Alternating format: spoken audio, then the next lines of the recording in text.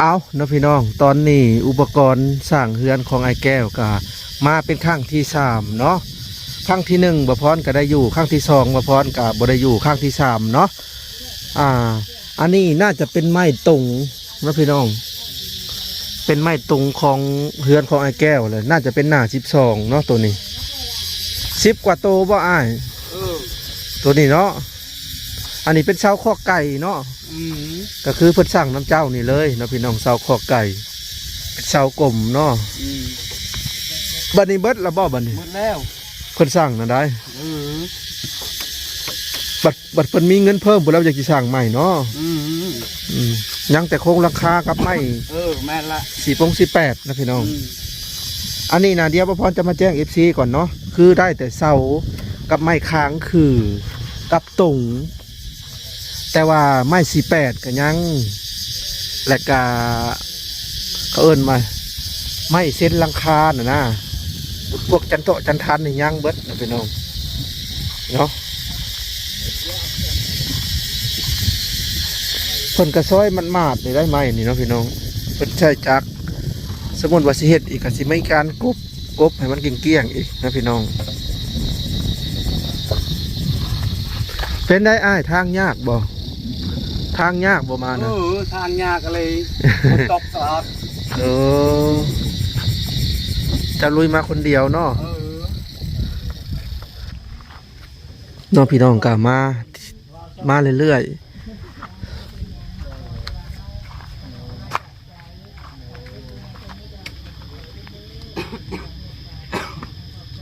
ส่วนข้างล่างน่าจะได้แล้วเนาะพี่น้องเนาะข้างล่างของเฮือนของไอ้แก้วนั่นแหละแต่ว่าข้างเทิงนี่ข้างเทิงพวกอันนี้นะพวกอันนี้เนาะพี่น้องจักเขาเอิ้นยังนี่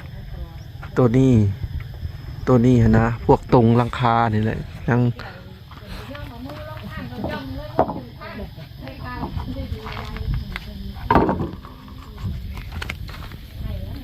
เอาลงแนวนี่บ่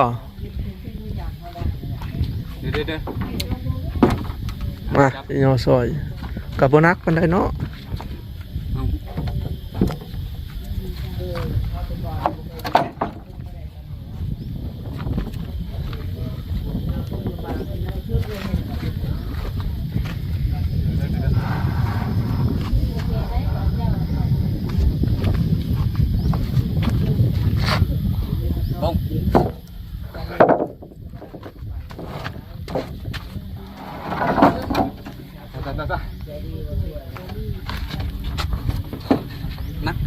ตัวนี้นักเนาะ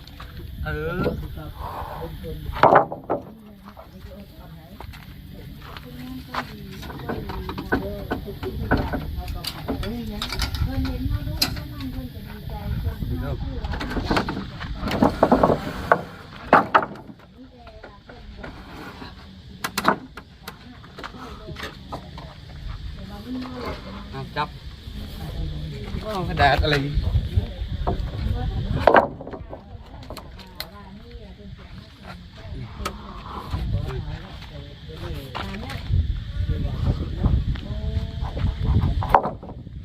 สูตรหวนเพียงกันนะ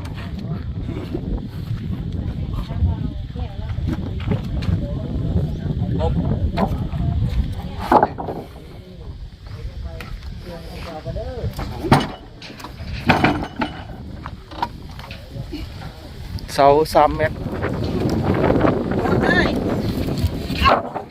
สบายดีเลย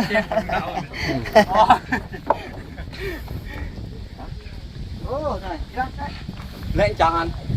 เจ้าคืออันนึงเจ้าวิ่งเลยเดี๋ยวละน้องท่าหนึ่งกันแม่ก็ตาตีอันนึงเตรียมเลยอะไรยืมเนาะเสาไม่ตัวบนป้อได้อันใด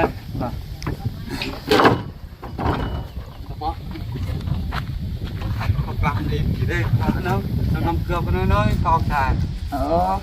ไปนึงchú chứ nhá chứ nó có ai châu về nó phải nào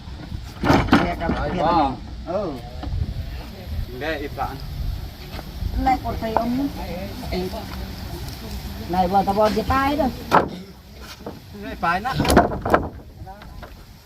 อะไรล่ะ แล้วพอไปป้อนวีน นี่ น้ำปลาเราคือเราชอบ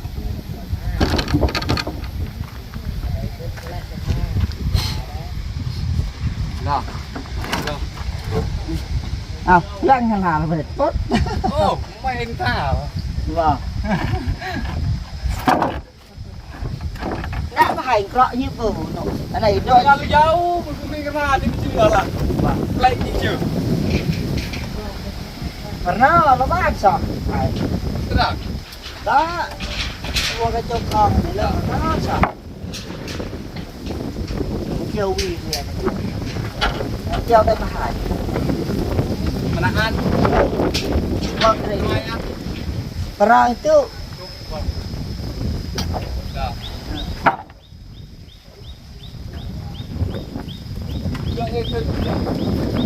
จะเป็นอ๋อโหจะเป็นการช่วยเนี่ยจุ๊บ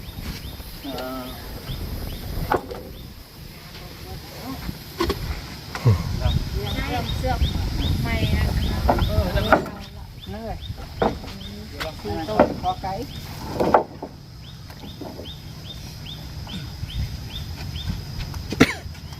เตียบเลย เอา ลองเลยอ่ะ ở đây nam đấy nè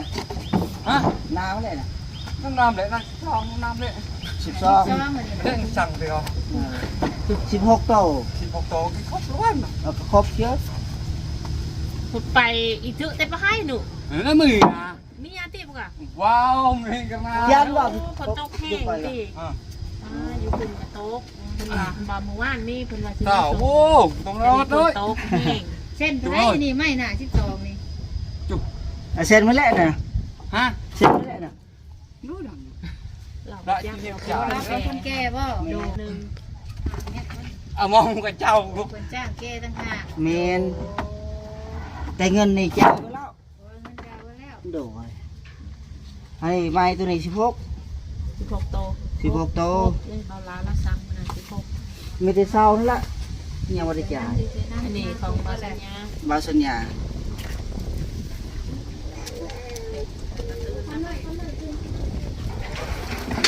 cái nhau vào như đây mình còn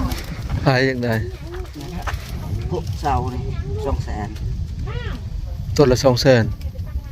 xì tột 4ต้น200,000 nên là บัดเพิ่นมาเพิ่นแล้วจังจ่ายก็ได้ nó เพราะว่าเพิ่น ăn tọt rõ ăn tức mà đây à mà mơ ơn bảo lúc mà đi เพิ่นว่ามื้ออื่น mơ ơn đó มือฮือ Men บ่สัญญามาผู้ที่สั่งเสาข้อไก่นี่นะเบิดเนาะงวดนี่ หมดแล้ววันนี้ บางทีก็สิได้ชำนี้แหละเนาะพี่น้องบางทีไม่สิ Chà bà nụ 18ก็อาจจะสั่งใกล้ๆนี่จังบ่ไกลเนาะเพราะว่าสิเข้าหน้าฝนเลยเด้อันนี้ไกลเด้พี่น้องปุ๊บ่อนอันน่ะความทุ่งให้ทุ่งนาพุ่นแหละ Này, cái khắp theo kẹt lùng trôi phải lắm cái แม่นเขตลุงโจยพุ่นแหละบะอันไม้อันนี้นะ men rồi บัดนี้ค่ะคำบ่พอก็สมมุติว่ามีงบก็สิเอาแถวใกล้ๆนี่ก็บ่ได้อึดดอกไม้พวกแป้นพวกหยัง rò mà thia coi à tì ăn coi เออ rồi มาเป็นบางส่วนเนาะพี่น้อง เยอะสิบบาท à thì mày hè tụi này khóc lá tụi này sẽ khóc tổ เขาเอิ้นว่าตรงนะตรงพื้น tụi này sẽ khóc tổ còn nó hay อืมครบแล้วเนาะ rồi khóc này khóc lá แต่อาจจะยังแต่ไม่48เส้นผ่า men แล้วก็โครงหลังคา men ไม่โครงหลังคานั่นแหละ rồi cặp buộc pen pu pen nhăng nữa nè อ่า nhăng ยั cái ง buộc nàyแบบ cái sắm ní mình bà leo một hườn mà men อันนี้ฮะตรงเขาเอิ้นตรงตัวจะปูแป้นนะพี่น้อง rồi ส่วนตัวนั้นน่ะอาจเป็นคางกับคือ rồi ยังไม่ถึงว่ายังแต่โครงหลังคาแบบนี้นี่ bên này rồi อ่ากับบางทีก็จะใส่ผ้าไม่แป้นก็ว่ากันไป rồi ตีนเสาก็กำลังสั่งไปนะพี่น้อง rồi ประมาณ9ต้น rồi อืมเป็นได้อันเมื่อเช้านี่ได้ยังได้มาไปซื้อ ก็ได้พวกเครื่องกรองในกุปัวใส่แล้วล่ะ ได้ซ่านได้มาอยู่บ่ ได้ ไผโคม ได้ ไผโซลาร์เซลล์ ก็ลืมบอกเพิ่นเนาะ โอ้ มันบอกบ่ครบเท่านี้แล้วแหละ น้ำตะไผโซลาร์เซลล์เนาะ โดยขาดอันนึงขาดเท่านี้แหละที่เหลือมาเบิ่งได้ครบแล้ว ได้ครบเบิดบ่ นี่ เฮ้ย อ้าวสาบุญเห็นยังอ่ะนะ ต้องขี้ต้มไปนี่เด้อ เออ ต้องขี้ต้มเนี่ย เออเออเออ ลงฮุบลงเลย เช้านี่เพิ่นก็ได้ไปซื้อเนาะ เบิ่ง ยืมถือถาม บวงใหญ่ถ้วยใหญ่ถ้วยใหญ่เนี่ยได้มา กับเตาเนาะ ครกใหญ่สากใหญ่ได้ครบมีหยังอีก โคมโคม โคบไม่ได้ต้นหน่วยใหญ่บ่ แม่น นี่โค เดี๋ยว ม ก่อน โอ้แม่นแล้วต้องเอาหน่วยใหญ่ๆราคาเท่าไหร่นะ 200,000เท่าไหร่ 2เซนกว่า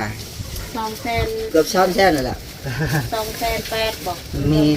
200,009 แม่นต้องเอาแบบใหญ่ๆสิเนาะมันจะสว่าง เดี๋ยวจะเอาโทรศัพท์ตัวเด้อว้าตัวเนาะ สีเหลือง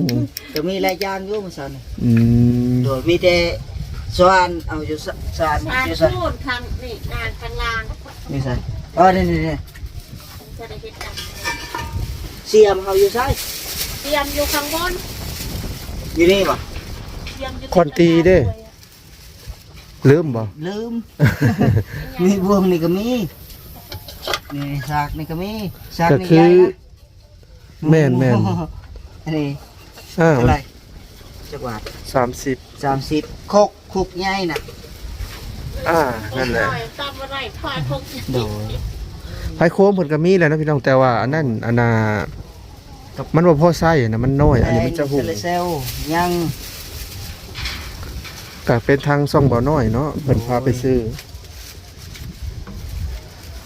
คอนตีนี่เป็นคอน อันนี้ก็ซื้อมาแล้วผักบัว คอนตีนี่เป็นของน้องอาเบยนะพี่น้องอันนี้ทางไอ้แก้วเมื่อเช้านี่บอกให้เพิ่นซื้อเพิ่ม อันนี้ของทางวอลล์ซื้อให้ ฮะ ของ ต้องเอาเบย ขอเบอร์เนาะ เมนเขายังบ่ได้ เรายังบ่ได้ แต่ยังบ่ทันมี เขาได้แต่ เจ้าต้องมีเครื่องมือนะ โดย อันนี้ก็เลื่อยก็ยังบ่ทันได้เนาะ เลื่อยเอง ไม่ได้ของเขาแต่นั้น อืม ต้องเอาเบยไปส่งให้เพิ่นเด้อ กับตัวเองของเอง เท่าไหร่ เอา อืม ของบัว อันนี้สื่อสารที่จะไปปลูกมันออกนอนแล้วได้สิปลูก มีเสียมเมื่อเช้าให้ก็ซื้อแล้วเสียม ครบเริ่มครบแล้วเนาะ โดย น่าจะครบแล้วล่ะบัดนี้เมื่อเช้านี่พาโซลาร์เซลล์คือแบบว่าอยากให้เพิ่นใต้นั้นในเฮือนนะพี่น้องในเฮือนจักดอกน้อยๆดอกหนึงและส่วนตัวนั้นน่ะดิ่ง ยำกระเจ้าท่ามก็ลืมแม่นบ่อยากได้ ตัวนั้นฮะแบบ เอาไว้ ปิ่นไปทางๆนะมันสว่าง พอตัวนี้มันเข้ามานี่นะ แต่เพิ่นซื้อกะเบิดเลยเนาะอืม แต่ฮอด ไพ่ในหุ่งได้เวลากลางคืนเนี่ย มันแห้งเนาะ อืม มันใหญ่ ต้องมอนลง บ่ฮอดลาดเนาะเขาบ่ฮอดนะซื้อ ดีแหละมีเตาเนาะมันนี่เนาะสบายเวลาฝนตก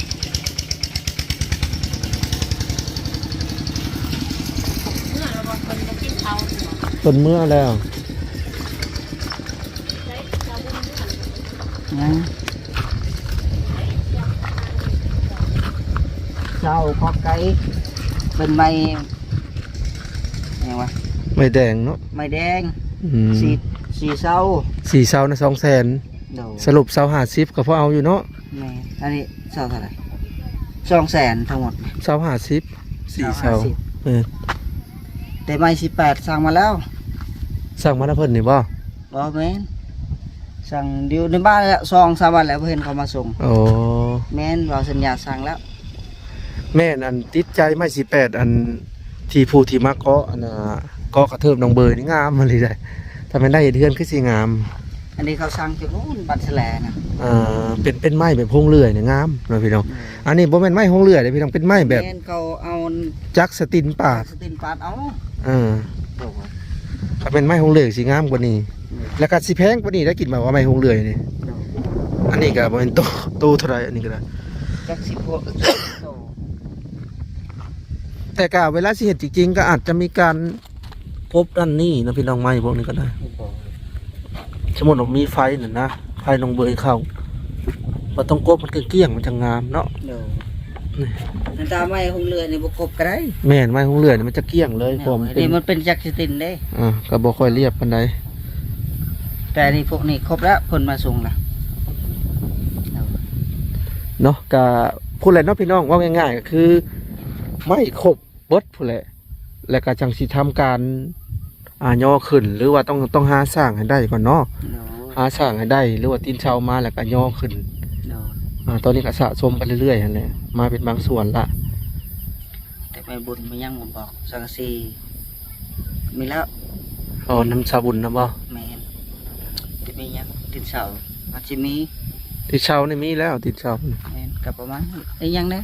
รู้เพิ่นบอก ก็หลักๆก็คือสร้างนั่นแหละเนาะ โด จักเพิ่นจักสิหาสร้างได้มาแต่ใส่ แม่น คำได้สร้างก็โอเคเลย โด สมมุติว่าราคาเท่านั้นตัวนี้เนาะ โด ประมาณ10 ล้านบอหรือว่า15 ล้านเห็ดเบิดหลังกันน่าจะพอพังขาสร้าง เดี๋ยวอาจจะพวกอันนี้แม่นไอ้ยังไม่ยังนะก็บอกแอบข้างเลยแหละสักสีนะนะไต่พื้นแม่น จันทันบ่โครงหลังคานั่นแหละว่าโครงหลังคา เพราะว่านี่แหละก็ แต่โครงหลัง เราบ คา อกแล้วมีแล้ว เออ โดยเราบอกประมาณนี้ ทางซองสาบุญนะบ่ โดย ก็สรุปแล้วก็ค่าสร้างเนาะ โดย ก็ได้ค่าสร้างมากะ กับเรือเขายังเป็นปูอ่า ไม่ใช่แปด เป็นฟ้าเนาะ มี